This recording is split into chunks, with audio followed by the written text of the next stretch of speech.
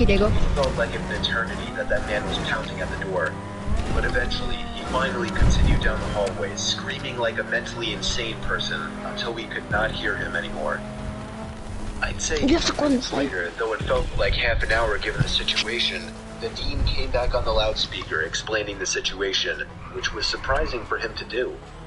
He explained that some apparently mentally unstable person entered the building and assaulted the woman sitting at the front desk, causing her to flee the building screaming. I think that's cap, because there's no way the staff would actually say what happened. Now, this was before the school had cameras or could afford they would never actually say like, it scared the students, bro. Wide open to something like this happening. Yeah, I think that was definitely cap. All the hallways and classrooms and couldn't find him. So the dean instructed the teachers to resume teaching, but to keep all the doors locked. And to not let any students send them home, bro. Yeah.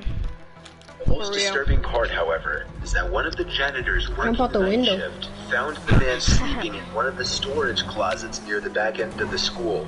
And according to rumors that were spread by my peers, sticking out of his pocket was a .44 Magnum.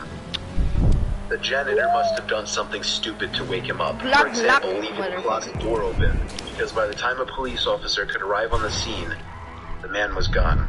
What an idiot. My entire class, as far as I know, to this day, has no idea if this man was ever found, but I like to think that right now, he's being given the proper help that he needs. Bro, the ad? Nah, I think that was cap. Oh I think that's what it made up. I think that was... The front of my car is gone.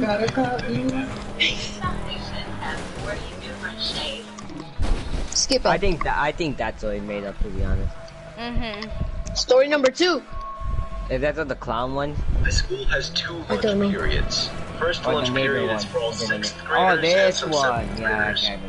The second lunch period is for the other half. I was watching watching last night the Ding Dong Ditch one. The lockdown happened in the beginning of October. Christian, I bet we've all seen this one. The day the lockdown occurred, Yeah, it was I'm pretty sure overcast we and have seen rainy. During the first lunch period, I heard 4 loud people. Put the newest one. I haven't seen any of these. Alright. His newest one is...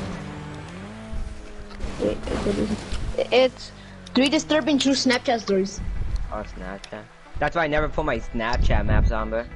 I never put my Snapchat map. Which one, bro? There's that one, and then... You're the newest one, bro. That's Snapchat stories. Exactly, that's what it is. Yeah, it is. Yes. This was not even a month ago, so all the small details are still fresh in my mind. I've been using dating apps on and off for years. I think Tinder sucks along with its customer service. I was never a fan of Hinge or OkCupid. I mainly use Bumble. My Bumble bio, I have my height, which is 4'11". Hey, someone download Bumble. I wonder what that is. Disturbing... Download Bumble. 3 disturbing true Snapchat stories. Half the time I don't follow them back. I also get a lot of random people adding me on Snap. Probably more on there than on Instagram. I usually only add them back if I recognize their name. He's like you, Oscar. He's spitting facts. I only add people back if like they have close friends or like they said it's like. I only add them back. I add people back before that. I put myself on certain people for my location. If I do hookups or sending any kind of provocative messages. Usually with mess with them a little bit and then unmatch them. This one time, I guess, almost 4 weeks ago, I matched this actually pretty attractive guy. He sent some pickup line that was kind of creative. Got my attention. I think. Oh, it's like someone that did. He added me after noticing. Alright, shut up now. So I added him back because why not? He started messaging me on Snap. I screenshotted the first 2 pics on his Bumble profile and sent it to my girlfriends, mentioning how attractive he is. Oh, yo, Scar, he has a McDonald's one. She matched it too. Okay. So I decided I'd I want to watch the McDonald's one. We all seen those, bro. We're slowly progressing to be more sexual. So we started saying the most unattractive things possible. They started getting noticeably salty. Night shift, I would be watched a different one. Night shift. Me a selfie. He didn't send a selfie, of course. He just replied with a message asking what my address is. What?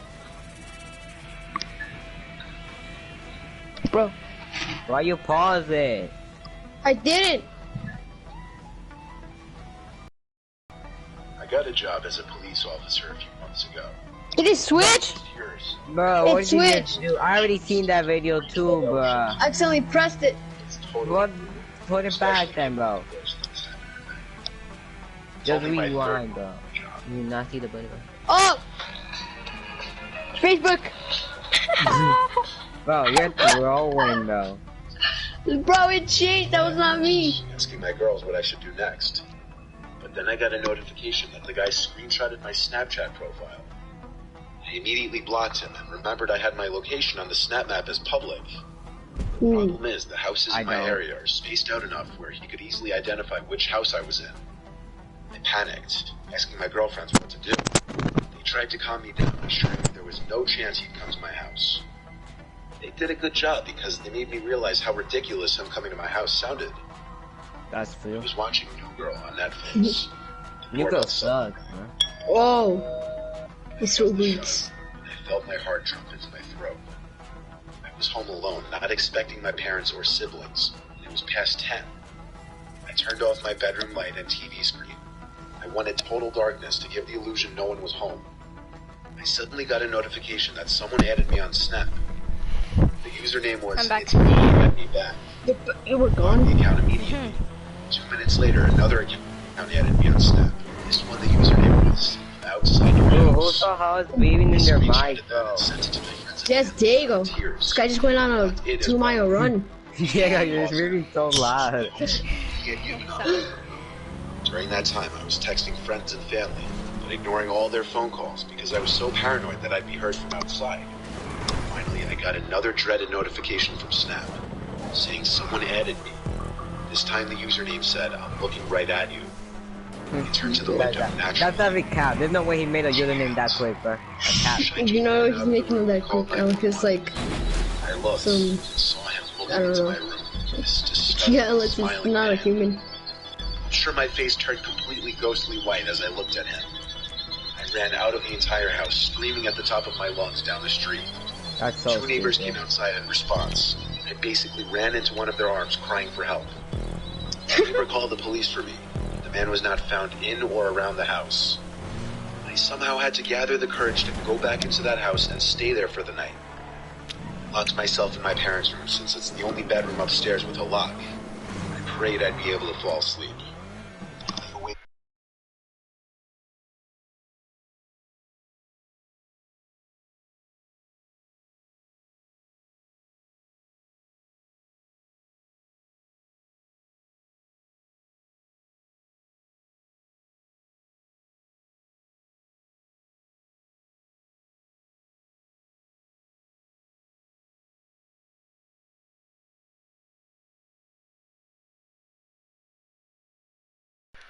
Confirmed that I was right.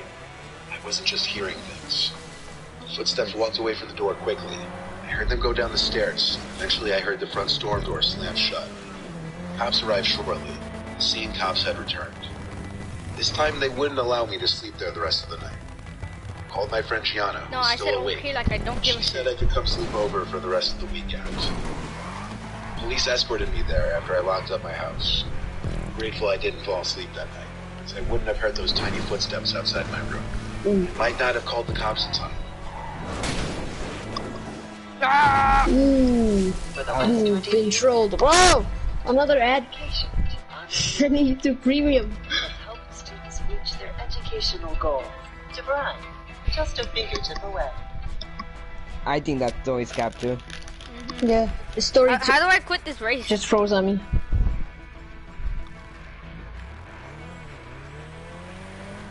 I don't know, that guy went into it. Yeah. Story 2.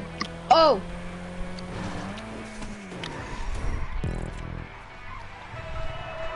I hardly use Snap. I find it to be an immature form of communication. I only have one so I can receive snaps from friends and occasionally send people snaps while I'm on vacation somewhere or doing something fun. I do not view Snapchat as a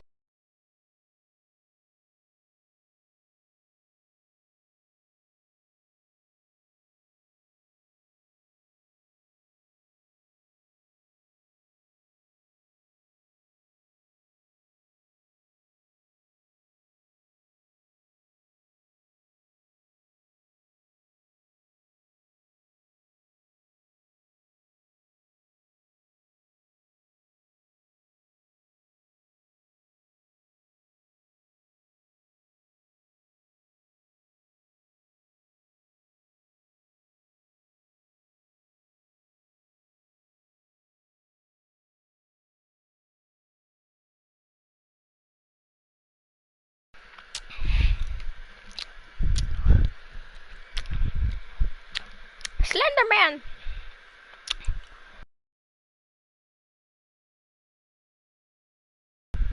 Edge of the same town I live in. I have her number. I just texted her. With my car idling and her not answering right away, I decided to just call her. The call was answered, but she didn't say anything on the other end. In fact, all I heard was garbled background.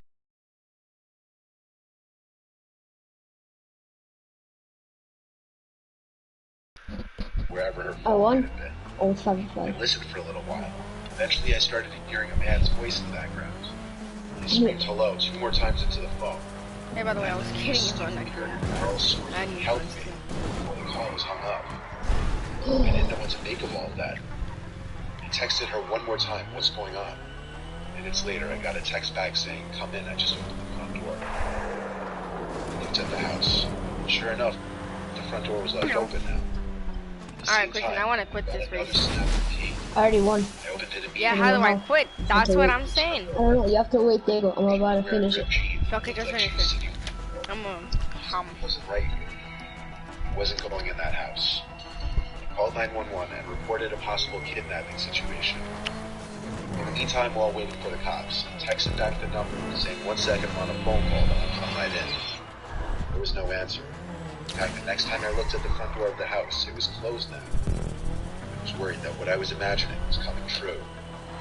The cop car eventually pulled up gonna behind rock my... it.